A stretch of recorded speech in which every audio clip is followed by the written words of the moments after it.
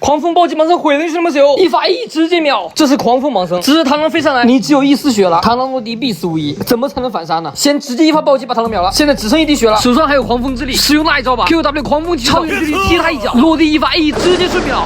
孩子们，这就是我的全新狗屎狂风暴击盲僧，盲僧下专职冲冲爆，新版本新装备狂风之力，可以向指定方位位移一段距离，并且还会发射3个弹体。这个狂风之力可以打断盲僧的2轮 Q， 也可以在 W 的空中使用，水柱诞生很多新连招。Q 狂风闪现回旋，这是盲僧最快的，可以瞬间击杀 AD， 也可以 QW 假装后撤，实则闪现狂风向前，这才是真正的神龙摆尾。就路边要连着打，你看这个实战性，要动作好，实战性。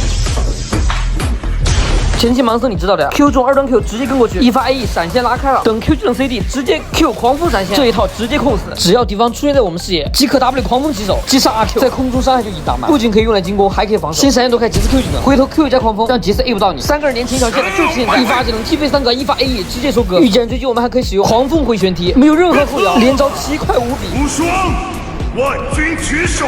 可以说有了狂风之力的盲僧才是真正的神龙尊者。我的双手混化霹雳，一拳能降下雷霆。神龙摆尾。